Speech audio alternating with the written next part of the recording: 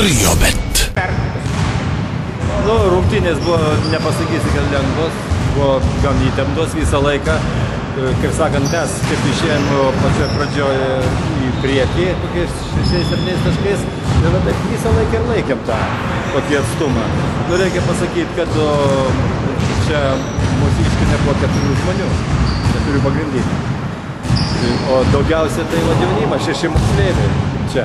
Ir aš šiais metais specialiai ir 6 vyresni, bet tų pagrindinių nėra, kapitono nėra, Namlysko, kuris gerai plautas, bet duodam pasižiūrėti kitiems, kokia situacija yra.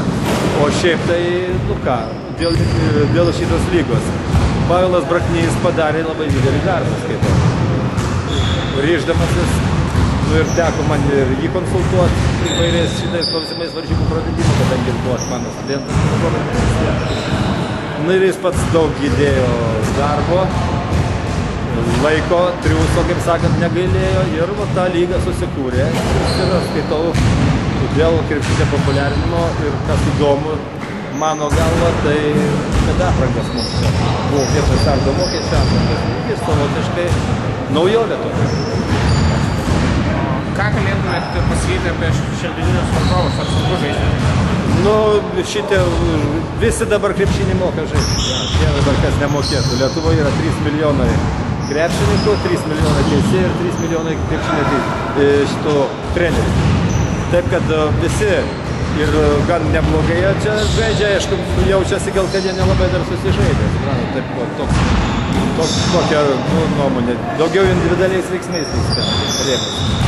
O šiaip tai ateity aukšti vyrai, reikia kovoja dėl šokusių kamuolių, bet labai reikia, kaip sakant, pasidžiaugti, kad yra tokia komanda.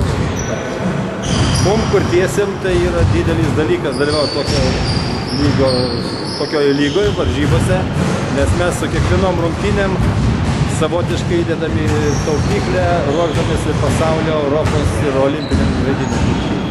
Iš jų bus kažkurie pateks, čia gal kokie 6, su anais rungtynės Vilniaus, gal net ir 7 bus matyti.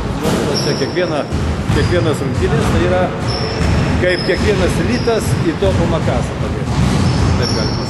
Grupėje esate vieni favoritų. Kokius tikslus kelti šį sezoną? Nu, sunku pasakyti, jeigu visi dabar, sakant, porą traumuotų yra.